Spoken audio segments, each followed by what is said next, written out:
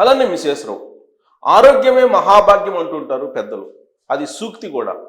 కానీ అలాంటి మహాభాగ్యాన్ని ఆంధ్రప్రదేశ్ నుంచి లిక్కర్ రూపంలో, డబ్బు రూపంలో, బంగారం రూపంలో దోచుకున్నటువంటి వైనాన్ని ఇప్పుడు ఒక వెబ్ సిరీస్ రూపంలో తీర్చిదిద్దారు, షూట్ చేశారు. అద్భుతమైనటువంటి ఇన్ఫర్మేషన్, ప్రతి ఒక్క తెలుగువాడు తెలుసుకోవాల్సినటువంటి ఒక న్యూస్. దాదాపు 30,000 మంది లివర్లు, కిడ్నీలు పోయాయని చెప్పి అప్పట్లో 2024 ఎన్నికలకు ముందు విపక్షాలు చేసినటువంటి ప్రచారం. మద్యపాన నిషేధం అని చెప్పినటువంటి జగన్మోహన్ రెడ్డి గారు అధికారంలోకి వచ్చిన తర్వాత విష పదార్థాలతోటి కూడినటువంటి మద్యాన్ని అమ్మారు అనేది ప్రూవ్ చేశారు. ప్రూవ్ అయ్యింది, ఆ రోజు విపక్షాలు ప్రూవ్ చేశారు. దాన్ని తాగిన కారణంగా ఆంధ్రప్రదేశ్ ఆరోగ్యాన్ని, ఆంధ్రప్రదేశ్ మహాభాగ్యాన్ని సరిహద్దులు, ఖండాంతరాలు దాటిచ్చేసి వేరే దేశాలకి గోల్డ్ రూపంలో, అలాగే ధనం రూపంలో మార్చేశారు. దీన్ని కళ్ళకు కట్టినట్టు చూపించారు ఈ వెబ్ సిరీస్ తీసినటువంటి డైరెక్టర్ కానీ, నిర్వాహకులు కానీ. దీన్ని ప్రజలకు తెలియజేయాలని ఆలోచన వచ్చినటువంటి యువ నాయకులు కానీ వాళ్ళందరూ సమిష్టిగా పనిచేసి ఈ వెబ్ సిరీస్ని తీర్చిదిద్దారు.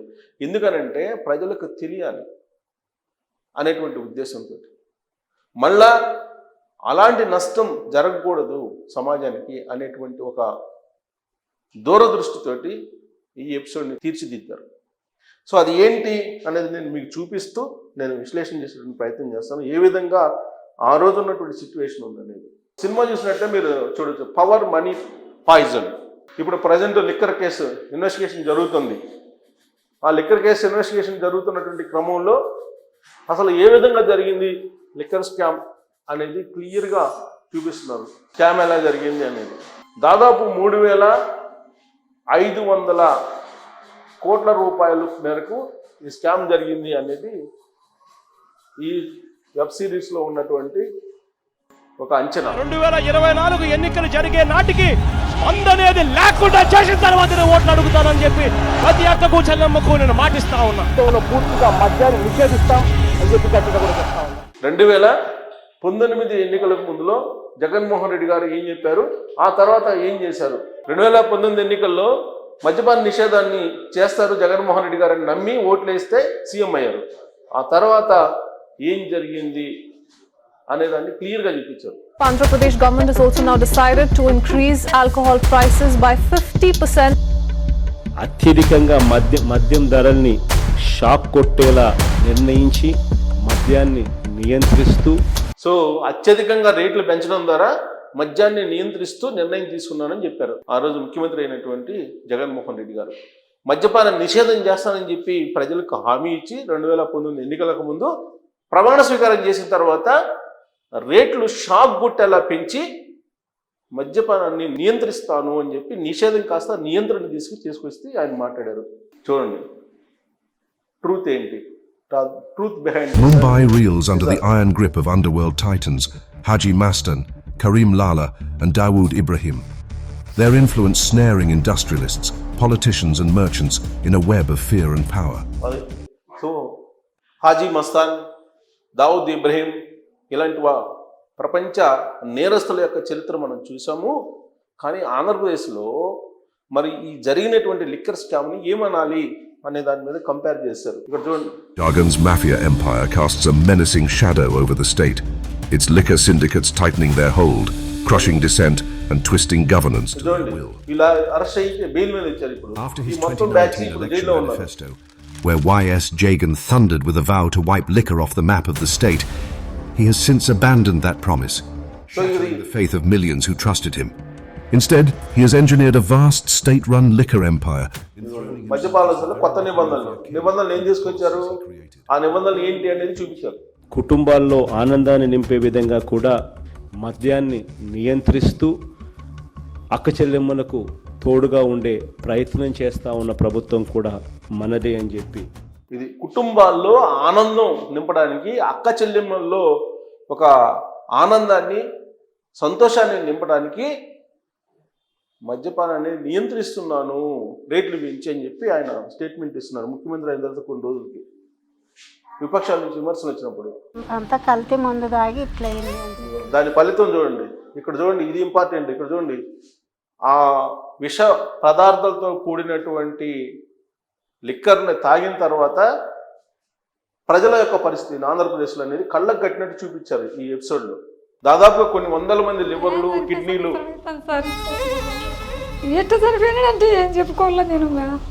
కల్తీ కాకపోతే పేగులు ఎందుకు బొగ్గు మాట్లాడండి. అక్కడ చూడండి ఈ విధంగా ఇలా శారీరకంగా ఎట్ అయిపోయారు. లివర్లు దెబ్బతిన్నాయి, కల్తీ మందు తాగినారు మీరు అని చెప్పినారు. అది అక్క చెల్లెమ్మల సంతోషం అంటే అది. ఇంకా మా బతికేం రాని ఇంకేం కూలి వస్తే సంసారం, లేకపోతే లేదు. అది తాగిన వల్లే అట్లా. మా అన్నదమ్ముళ్ళు చచ్చిపోతుంటే చూడలేము. చూడండి ఎంతమంది చనిపోయారు కల్తీ మద్యంతో. అప్పట్లో ఎంతమంది చనిపోయారో క్లియర్గా. ఇది బ్రాండ్స్, కొత్త కొత్త బ్రాండ్స్. గొంతులు గొయ్యబాకండ్రా రే. అక్క చెల్లెములు, అవ్వాతాతలు సంతోష పెడతానని చెప్పి ఏం చేశారో చూడండి. సో ఆ లిక్కరు రసాయనాలు కనుగొన్నారు. ఆ లిక్కర్లో విషపూరితమైనటువంటి ప్రాణాలను తోడేసేటువంటి, ప్రాణాలను తీసేటువంటి విష పదార్థాలు ఏమేమి ఉన్నాయి ఇట్లో అని చెప్పి కొత్త కొత్త బ్రాండ్స్. ఈ బ్రాండ్స్ అన్నింటిలో ఎలాంటి విష పదార్థాలు ఉన్నాయని చెప్పి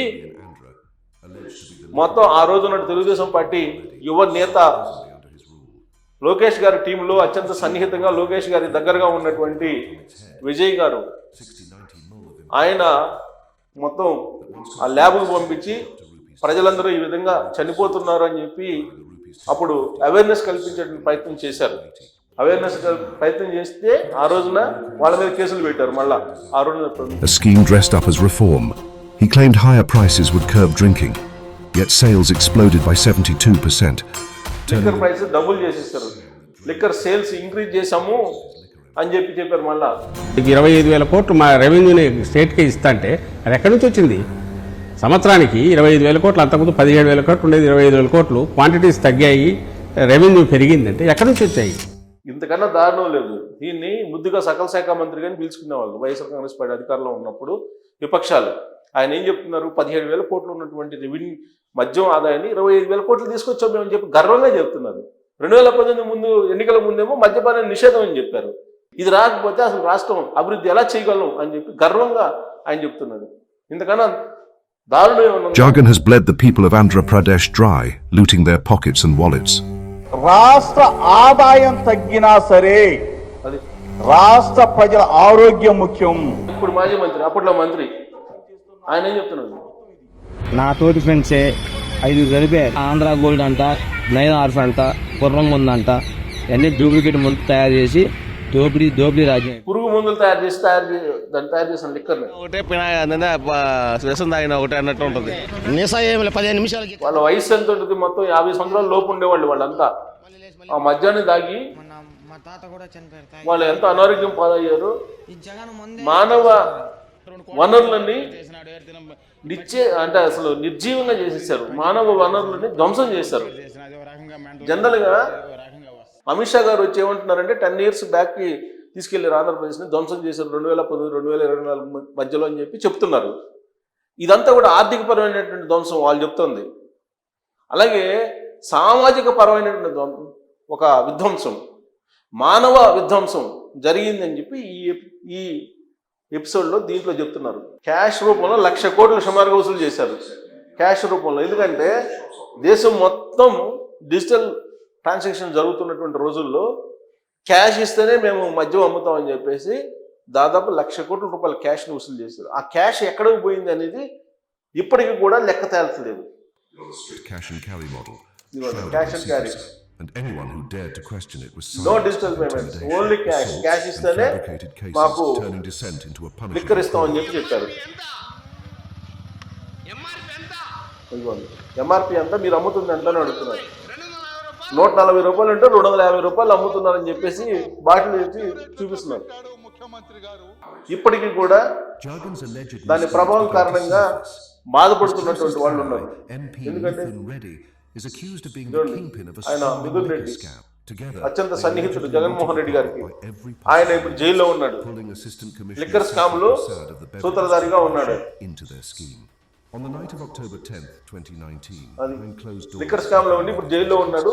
దాదాపు చెవిరెడ్డి భాస్కర్ రెడ్డి కానీ, లేదా ధనంజయ రెడ్డి కానీ, కృష్ణమోహన్ రెడ్డి కానీ, బాలాజీ గోవిందస్ కానీ, ఈ బ్యాచ్ అందరూ కూడా జగన్మోహన్ రెడ్డి గారికి సహకరించారు. దానికి సూత్రధారిగా మిథున్ రెడ్డి గారు వ్యవహరించారు అనేది ఈ సిరీస్ లో ఉన్నటువంటి ఒక అంశం.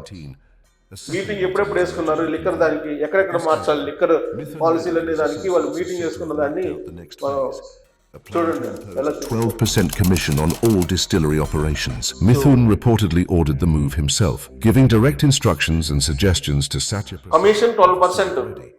ఆ 12% ఇచ్చే ఈయన వాసుదేవ్ రెడ్డి ఎవరు ఆంధ్రప్రదేశ్ బెవరేజ్ కార్పొరేషన్ ఎండీగా చేశారు. ఢిల్లీ నుంచి ఆయన దిగుమతి చేశారు. And Vasudev Reddy's plan turned Andra's liquor trade into a personal cash machine. చూడండి, ఆన్లైన్ సిస్టమ్ తీసేసి మాన్యువల్ సిస్టమ్ చేసేసారు. మాన్యువల్ సిస్టమ్ చేసి 12% కమిషన్ పెట్టుకొని ఇండియన్లు వాళ్ళు ఇష్టం వచ్చినట్టు పెట్టుకొని సరఫరా ఒక రకంగా, ఇండియన్ సప్లై ఒక రకంగా, తయారీ ఒక రకంగా, ఇలా రకరకాలు పెట్టారు. వాళ్ళే తయారీదారులు, వాళ్ళే సప్లై చేస్తారు, వాళ్ళే అమ్ముకున్నారు. సో ఎలా చేయాలి ఈ స్కామ్ అనే దాని మీద కొంతమందిని ఐఐటి స్టూడెంట్స్ని కూడా నిట్ లో చదువుకున్నటువంటి అత్యంత తెలియగలంటున్న వాళ్ళు ఎంపిక చేసి వాళ్ళని మనీ ఫెడ్లర్స్ గా పెట్టుకొని ఈ 12% కమిషన్ ని వాళ్ళు ఎలా దోచుకున్నారనేది క్లియర్ గా విజువల్స్ ద్వారా వాళ్ళు షూట్ చేశారు. గ్రాఫిక్స్ ద్వారా ఆర్టిఫిషియల్ ఇంటెలిజెన్స్ కూడా ఉపయోగించారు దీంట్లో. ఇక్కడ చూడండి, అమౌంట్ ఎలా ట్రాన్స్ఫర్ చేస్తున్నారు, ఇవన్నీ ఆర్టిఫిషియల్ ఇంటెలిజెన్స్ ద్వారా అందరికీ అర్థమయ్యేటట్టు, సామాన్యులు కూడా అర్థమయ్యేటట్టు ఈ లిక్కర్ స్కామ్ అంటే ఏంటి అని. ఎందుకంటే లిక్కర్ స్కామ్ అసలు లేదు అని చెప్పి చెబుతున్నారు కదా సజ్జల రామకృష్ణారెడ్డి గారు తాజాగా కూడా. సో అసలు లేనటువంటి లిక్కర్ స్కామ్ ఉన్నట్టు చంద్రబాబు నాయుడు గారు ఒక డైరెక్షన్ ఇచ్చి దాన్ని క్రియేట్ చేశారని చెప్తున్నారు కదా. అందుకే దానికి సమాధానంగా ఇప్పుడు ఈ వెబ్ సిరీస్ రిలీజ్ అయ్యి హల్చల్ చేస్తుంది సోషల్ మీడియాలో ప్రపంచవ్యాప్తంగా కూడా. The so-called liquor policy. Jagan's camp unleashed a wave of fake liquor brands. Brands చూడండి, ఎక్కడ చూస్తుంటారు ప్రపంచంలో, ఒక ఆంధ్రప్రదేశ్లో తప్ప అప్పట్లో. And turned the racket into a gold mine. Labels లో మరో స్కామ్, ఇంకా ఆ స్కామ్ ఇంకా బయటికి తీసుకురాలి. టెస్ట్లు కూడా డిపార్ట్మెంట్ కూడా చేసింది. తీసుకునేటప్పుడు కూడా బ్రాండ్ పేరు ఏది అన్నది ప్రధానం కానే కాదు అధ్యక్ష. అక్కడ నుంచి ప్రోడక్ట్ వస్తా ఉందా లేదా అన్నదే ముఖ్యం. కానీ అది బ్రాండ్ ఇంపార్టెంట్ కాదంట. జగన్మోహన్ రెడ్డి గారు ముఖ్యమంత్రి హోదాలో అప్పట్లో చెప్పారు, బ్రాండ్ అనేది ఇంపార్టెంట్ కాదు, అసలు ప్రోడక్ట్ అక్కడి నుంచి వస్తుందా లేదా అది ఇంపార్టెంట్. రేటు కూడా ఇంపార్టెంట్ కాదు, రేటు మన ఇష్టం అన్నట్టుగా మాట్లాడుతున్నారు. రేటు కూడా ఇంపార్టెంట్ కాదు. ఆ ప్రోడక్ట్ కు పవర్ స్టార్ 99 పెడతాడా, లెజెండ్ 99 పెడతాడా, లేకపోతే బూమ్ బూమ్ అని పెడతాడా? ఏదో ఒక ప్రోడక్ట్ వస్తుంది కదా, పంపిస్తున్నాం కదా అని అసెంబ్లీలో ముఖ్యమంత్రి హోదాలో జగన్మోహన్ రెడ్డి గారు అప్పట్లో చెప్పినటువంటి మాట. దాని మీద పబ్లిక్ చూడండి ఎలా రియాక్ట్ అవుతున్నారు. సేల్స్ మెన్గా చేశాను. ఇదివరకు గవర్నమెంట్ జాబ్ అంటే వాళ్ళు ఏది పంపించినా అది అమ్మాల్సిందే మేము ఖచ్చితంగా. ఆ బ్రాండే అసలుకి ఫేక్ మన స్టేట్లో. ఇది స్పిరిట్ మొత్తం దేని మీద ఏ బాటిల్ అని చూడండి, స్పిరిట్, ఫ్రిచ్ స్పిరిట్, గ్రెయిన్ విస్కీ స్పిరిట్, అలా స్పిరిట్స్ రాసి ఉంటుంది. అదేంటంటే బాగా డేంజరస్ అనమాట. ఒక 4 రోజుల తర్వాత ఆయన కనపడ్డగా అదేమంటే చనిపోయాడు, లెవర్లు కొట్టేసినాయి అంటారు. విష రసాయన పదార్థాలతో తయారు చేసినటువంటి దాన్ని తాగితే 4వ రోజు చనిపోయినటువంటి వాళ్ళు అనేక మంది ఉన్నారు. ఆ బ్రాండ్స్ తప్ప మిగతా బ్రాండ్స్ అమ్మకూడదు అని చెప్తున్నారు. అప్పట్లో నిబంధన. ఇప్పుడు ఏ బ్రాండ్ అయితే ప్రభుత్వం నుంచి తయారు వస్తుందో ఆ బ్రాండ్ తప్ప మిగతా బ్రాండ్స్ అమ్మటానికి లేదు, బ్యాన్. ఒక జగన్మోహన్ రెడ్డి గారు గవర్నమెంట్ నిర్దేశించినటువంటి బ్రాండ్స్ తప్ప మరొకటి అమ్మడానికి లేదు, ఇదే అమ్మండి అన్నారు. అదే తాగారు, అదే తాగి 4వ రోజు చనిపోయారని చెప్పి చెప్తున్నారు. 4వ రోజే చాలా మంది చనిపోయారు. మాకు బాధ వేసింది అప్పుడప్పుడు. మేము వాళ్ళ ఇంట్లో వాళ్ళతో కూడా ఫేస్ చేసాము ఒకసారి. వాళ్ళ ఇంటి మొత్తం వచ్చి మా షాప్ కూడా వచ్చి గోల్ చేసేవాళ్ళు. మీ వల్లే మీరు అంటే చనిపోయారని చెప్తే వచ్చి గోల్ చేసేవాళ్ళు ఇంటి దగ్గర. గుండెలో నొప్పని, పక్కతో నొప్పని, తాయిన కానించి ఆడకాడ 3 తొలిచిన వాళ్ళు పడిపోతాం అట్ట అయిపోవడమే. కానీ దానివల్ల మాకు అసలు ఏమీ ఇచ్చేయలేదు. అది తాగినందువల్ల ఆ రోజు తయారు చేసినటువంటి మందు వల్ల మూర్ఛలు వచ్చి పడిపోయినటువంటి సందర్భాలు ఉన్నాయి. అలాంటి బ్రాండ్స్ వద్దని చెప్తున్నా కానీ ఇవే ఉన్నాయి, ఇవి కొనుక్కొని తీరాల్సిందని చెప్పి మాకు అంటగడుతున్నారని చెప్పి ఆయన. అవి తాగితే పైకి ఇట్లా కొనుక్కుంటే చుక్కలు గిర్రని తిరుగుతూనే ఉండేవి. అది తాగి పనుకుంటే చుక్కలు గిర్రని తిరుగుతున్నాయి. 6 years ఉండిద్ది. తాగంగానే ఆ అబ్బాయికి పక్షవాతం లాగా వచ్చింది. పక్షవాతం వచ్చిందంట తాగంగానే, ఆ మందు తాగంగానే పక్షవాతం వచ్చిందని చెప్పి చెప్తున్నాడు. అలాంటిది ఎంత కల్తీ అయిందో మధ్య మీరు ఒకసారి ఆలోచించుకోండి. అయితే 2019, 2024 మధ్యలో తాగిన మందు వల్ల నా జీవితం సర్వనాశనం అయిపోయింది. చేతులు బలహీనత, లివర్ తేడా వచ్చేసింది. పాపం ఇంతకన్నా దారుణం ఉందా? చేతులు చూడండి ఎట్ట అయిపోయింది, మందు తాగిన కారణంగా చేతులు ఇట్ అయిపోయినాయి అని చెప్పి వాళ్ళు చెప్తున్నారు. హృదయ విదారకరమైనటువంటి దృశ్యాలు ఇవన్నీ కూడా. ఇవన్నీ గ్రౌండ్ లెవెల్లో షూట్ చేసి బాధితుల దగ్గరికి వెళ్ళి ఎవరెవరికి బాగలేదో అన్నీ చూసి వాళ్ళు ర్యాండమ్గా వాళ్ళ దగ్గరికి వెళ్ళి మాట్లాడి షూట్ చేసినట్టు చూడండి. ఉనికిపోతున్నాయి, ఏళ్ళు ఇలా ఉనికిపోతున్నాయి, షివరింగ్ వస్తుంది అతనికి ఆ ముందు తగిన కారణంగా. ఇవాళకి కూడా బాధపడుతుందని చెప్తున్నారు. మా ఆరోగ్యంతో ఆడుకున్నారండి, మందు సన్నాసి మంది బాగాలి. అసలు నా తోడు కుర్రోళ్ళు చాలా మంది చచ్చిపోయారు. అది చెడ్డు మందు అమ్ముతున్నాడు, ప్రజలంతా చచ్చిపోతారు అదని ఇంకా అట్లా అనుకుంటారు కదన్నా, చచ్చిపోయినాడు ఇట్లా మందు తాగి చాలా మంది చచ్చిపోతున్నారన్న అని చెప్పి అట్లాంటివన్నీ మళ్ళీ ఇంటికి వచ్చి నాతో కానీ చెప్తాండే, మన కొడుకు ఇట్లా చెడ్డ మందులు అమ్ముతున్నాడు, బతుకురు శనాలు చచ్చిపోతాము అది ఇదని అని చెప్తాండే. మళ్ళీ అట్లన్నీ తెలిసి నువ్వు ఏంటికి తాగుతావు అన్నా కానీ మళ్ళీ నాకు ఇచ్చి పట్టిందమ్మా, సత్తామో బతుకుతాము, అది లేకుంటే బతకలేమా అనేది. ఇప్పుడు స్కామ్ ఎలా చేశారు అసలు? ఈ స్కామ్ ఇప్పుడు మరి ఇంత డబ్బు ఉంది కదా, ఇంత డబ్బు మద్యం ద్వారా తీసుకున్నారు కదా. బేసిక్లీ అధ్యక్ష, ఆంధ్ర రాష్ట్రానికి లిక్కర్ ద్వారా ఎటువంటి డబ్బులు రాకూడదు. ఈ డబ్బులు వచ్చినాయి అని అంటే అక్క చెల్లెమ్మలకు జగన్ మంచి చేస్తాడు, ఆ అక్క చెల్లెమ్మలకు మంచి జరగకూడదు.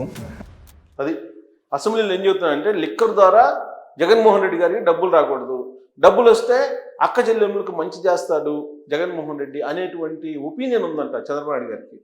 అసలు చెప్పింది ఏంటి జగన్మోహన్ రెడ్డి గారు 2019 ఎన్నికల్లో మద్యపానం నిషేధం చేస్తానని చెప్పి మద్యం ద్వారా వచ్చినటువంటి డబ్బులను అక్క చెల్లెమ్మలకు ఇస్తానని చెప్పి ఇప్పుడు చెబుతున్నారు అసెంబ్లీలో. ఆయన ముఖ్యమంత్రి అయినప్పుడు 2019-24 మధ్యలో ఆయన హామీ ఇచ్చిన దానికను ఆయన చెప్తున్న దానికి ఏమన్నా పొంతన ఉందా? మాడమే తిప్పని మాట తప్పని అంటారు. మళ్ళా చూడండి, ఆ అమ్మాయి వయసు నిండా 25-30 సంవత్సరాలు కూడా భర్తను కోల్పోయింది.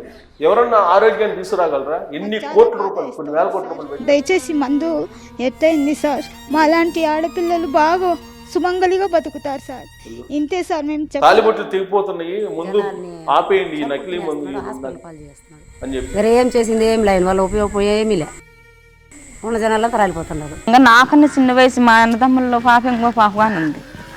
చాలా మంది ఇట్లా చిన్న వయసులే, పెద్దోళ్ళన్నా కాదు, కలిసి మందు దాకా చచ్చిపోయినారు సార్. మేమేం చేస్తాం? ఆ రోజు ఎన్ని ఫ్యామిలీస్, కొన్ని వందల ఫ్యామిలీస్ ఈ విధంగా సఫర్ అయ్యారు. వాళ్ళు భర్తలను కోల్పోయినటువంటి వాళ్ళు, సోదరులను కోల్పోయినటువంటి వాళ్ళు, రకరకాలు. చూడండి ఎంత వాళ్ళ శోకం చూడండి. వాళ్ళ శోకాన్ని ఇన్ని కోట్లు ఇస్తే మాత్రం ఆపగలరు? చూడండి, మొత్తం 25 సంవత్సరాలు ఉంటాయో లేదా ఆమె వయసు. చచ్చిపోయారండి 3 రోజుల క్రితం. అబ్బాయి తాగి నైట్ పనుకున్నాడు అనుకుంటా, ఒళ్ళు అలసిపోయింది. ఆంధ్రప్రదేశ్ పరిస్థితి ఆ రోజు ఎలా ఉందో, దీన్ని ఎలా మార్చారు అనేది మళ్ళీ ఒక పెద్ద గ్యాంబ్లింగ్, ఒక పెద్ద నెట్వర్క్. అది దాన్ని ఎలా మార్చి ఏం చేశారు? డబ్బులు లిక్కర్ స్కామ్ చూడండి. జగన్మోహన్ రెడ్డి గారిది హౌస్, సద్దాం హుస్సేన్, లాడెన్ లాంటి వాళ్ళు కట్టుకున్నట్టు పెద్ద ఫెన్సింగ్ వేసుకొని, ఎవరు వేసుకున్నట్టు దాదాపు ఒక 20 అడుగులు 30 అడుగులు ఎత్తుతోటి ఆయన వేసుకొని ఆయనకి సెక్యూరిటీ పెట్టుకున్నాడు. సో 200 నుంచి 300 కోట్లు ఖర్చు పెట్టి ఆ ఫెన్సింగ్ వేయించుకున్నాడు. పబ్లిక్ నుంచి రివర్స్ వస్తుందామని. ఇదిగోండి చెవిరెడ్డి భాస్కర్ రెడ్డి, ఈయన ఇప్పుడు లేటెస్ట్గా మనం చెవిరెడ్డి భాస్కర్ రెడ్డిది తవ్వే కొద్ది అవినీతి బయటకు వస్తుంది. తిరుచానూరు అమ్మవారి ప్రధాన అర్చకుని భార్య పేరు ఉన్నటువంటి దాదాపు 360 కోట్లు చేసేదాన్ని 35 కోట్లు రాయింగ్ చేసుకున్నాడంట బలవంతంగా. ఇక్కడ సీన్ ఉంది, బ్లాక్ ను వైట్ చేసుకోవడానికి సినిమాల్లోకి వచ్చాడు. ఈడీ ఎంటర్టైన్మెంట్ అని పెట్టాడు ఈయన, కసిరెడ్డి A1 ఆయన, ఈయనకి A1. సో సినిమాలు తీసి బ్లాక్ని వైట్గా చేసుకోవాలని పెట్టారు. ఇక హాస్పిటల్, ఆయన భార్య ఒక హాస్పిటల్ పెట్టారు. మలేషియా, ఆస్ట్రేలియా, తర్వాత దుబాయ్, ఇలా అన్ని కంట్రీస్కి తరలించారు. 3,500 కోట్ల రూపాయల స్కామ్ ఇది అని చెప్పి ఈ ఎపిసోడ్లో ఉంచారు. పక్కా వ్యూహంతో స్కామ్, డిస్టిలరీ నుంచి ముడుపులు, బోగస్ కంపెనీలతో దారి మళ్లింపు. ఆ కూలీలకి ఆ బ్లాక్ మనీ కరెన్సీ రూపంలో ఇచ్చి కొంత మార్చారు. కొంతమందిని ఆస్ట్రేలియాకి తరలించారు. కూలీలు వ్యవసాయం చేసుకునే వాళ్ళు లేరు, అక్కడికి పోదాం అని చెప్పి కొంతమంది అక్కడ తీసుకెళ్ళి అదొక స్కామ్ చేశారు. బంగారాన్ని రూపంలో కొంత తరలించారు. ఇక్కడ చూడండి లిక్కర్ స్కామ్లో మొత్తం ఎలా ఉందో. బెంగళూరు, హైదరాబాద్లో కొన్ని వందల ఎకరాలు కొన్నారు. అక్కడ సంపాదించిన డబ్బులతోటి విదేశాల్లో మైనింగ్కి వెళ్ళారు. అక్కడ మైనింగ్ కోసం ఇన్వెస్ట్మెంట్ చేస్తారు, మైనింగ్ చేశారు. అక్కడ ప్రధానమైనటువంటి సూత్రధారులు వీళ్ళని ఉపయోగించి ఎలా చేశారు అనేది క్లియర్గా ఈ మొత్తం ఎపిసోడ్లో వాళ్ళు చూపించగలిగారు. అంతిమంగా ఇది మొత్తం చూసినటువంటి వాళ్ళు ఇదిగోండి, ఇప్పటికి కూడా వాళ్ళు టాబ్లెట్ మీకు చికిత్స తీసుకున్నారు, డయాలసిస్ తీసుకుంటున్నారు. బతికిన వాళ్ళు ఏమో డయాలసిస్ చేసుకుంటున్నారు, చనిపోయేటువంటి వాళ్ళు చనిపోయారు. కొన్ని వేల మంది చనిపోయారు, కొన్ని వేల మందికి ఆరోగ్యం బాగాలేదు, కొన్ని వందల మంది కిడ్నీ పాడైపోయినాయి, కొన్ని వేల మంది లివర్లు పోయినాయి.